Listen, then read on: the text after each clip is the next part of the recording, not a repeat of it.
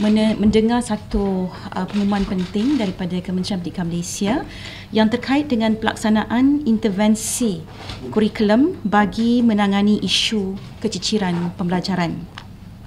Kurikulum adalah bersifat dinamik dan progresif serta memerlukan proses penambahbaikan dari semasa ke semasa agar seiring serta relevan dengan keperluan masa kini dan akan datang. Maklum balas daripada pelbagai pihak berkepentingan termasuk ibu bapa merupakan salah satu sumber maklumat yang penting dalam pembangunan kurikulum. Dalam masa yang sama, Kementerian Pendidikan Malaysia juga mengambil pendekatan untuk melihat ke hadapan terutamanya dalam rangka persediaan pelaksanaan kurikulum persekolahan 2027 yang memberi tumpuan kepada penguasaan literasi, numerasi dan pembentukan karakter. Kementerian Pendidikan Malaysia amat menghargai keprihatinan dan pandangan ibu bapa serta masyarakat terhadap kurikulum persekolahan sedia ada.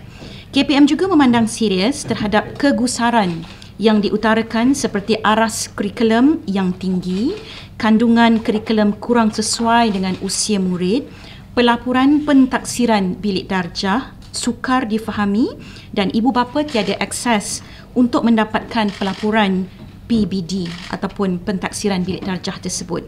Bagi menangani kesemua isu tersebut, KPM telah mengambil inisiatif bagi melaksanakan intervensi berikut. Pertama, dokumen penjajaran KSSR Semakan 2017 edisi 3. KPM telah menyediakan dokumen penjajaran KSSR Semakan 2017 edisi 3 bagi mata pelajaran Sains dan Matematik tahap 1 yang akan digunakan mulai sesi akademik 2024-2025. Penjajaran kurikulum ini melibatkan pengemaskinian dan penyusunan semula kandungan mata pelajaran Sains dan Matematik tahap 1 sedia ada. Dokumen penjajaran KSSR Semakan 2017 edisi 3 ini disediakan sebagai pilihan kepada guru dalam pelaksanaan kurikulum sekolah rendah dan boleh digunakan bersama-sama modul bimbingan Sains dan Matematik tahap 1. Dokumen penjajaran bagi mata pelajaran Bahasa Melayu dan Bahasa Inggeris akan menyusul.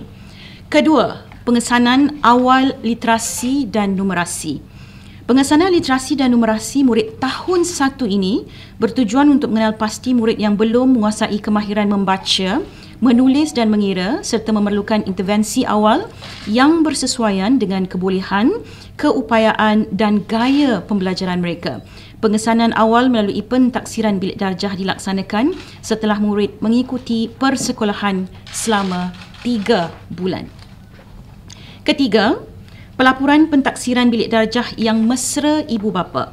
Laporan tahap penguasaan PBD dipermudahkan manakala pelaporan tahap penguasaan ujian akhir sesi akademik bagi semua mata pelajaran akan ditukar dalam bentuk peratus dan grade. Pelaporan PBD boleh diakses oleh ibu bapa secara dalam talian melalui sistem pengurusan pentaksiran bersepadu. Keempat, penataran dokumen penjajaran KSSR Semakan 2017 edisi 3. Dokumen penjajaran KSSR Semakan 2017 edisi 3 akan diperluaskan kepada semua guru mata pelajaran Sains dan Matematik sekolah rendah melalui penganjuran bengkel dan latihan. Agenda reformasi pendidikan KPM memastikan tambah baik yang berterusan untuk meningkatkan kualiti demi manfaat semua murid. Sekian, terima kasih. Okey. Baik, silakan soalan.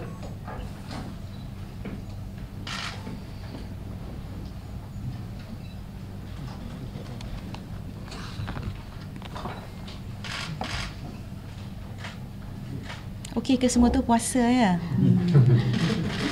Sian.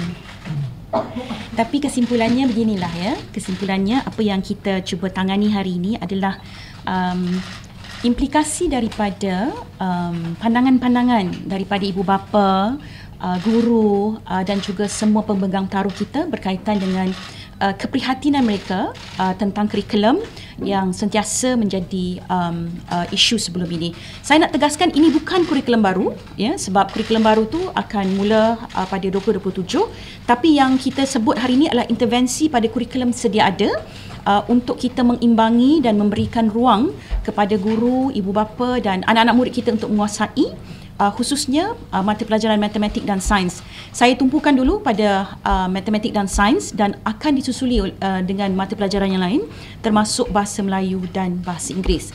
Jadi 4 langkah ini adalah intervensi untuk kita segera menangani isu keciciran pembelajaran.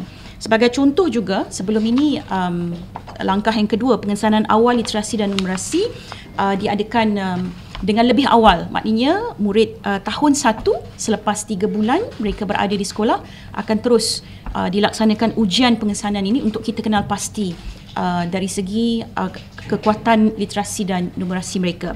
Dan yang ketiga sebagai contoh juga, ini yang menjadi saya fikir akses ibu bapa untuk mengetahui prestasi anak mereka. Jadi kita cadangkan ataupun kita nak perkenalkan pelaporan pentaksiran yang lebih mesra pada ibu bapa supaya ibu bapa ada akses untuk melihat perkembangan anak-anak, insya-Allah.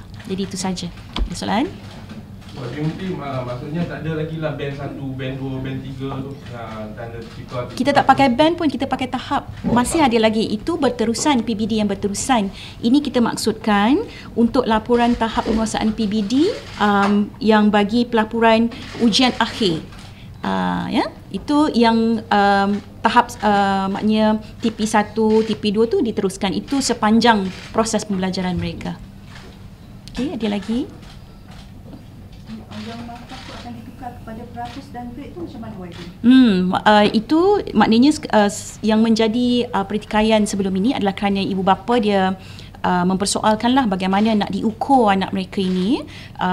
Maknanya TP6 tu maksudnya apa? Tapi sekarang ni tak ada dah lah. Maknanya dia akan dapat terus melihat kepada dia punya peratus dan grade. Tapi TP tu ada lagi. Tapi yang ni khas untuk ujian akhir sesi akademik. Betul? Ya, betul. Okey.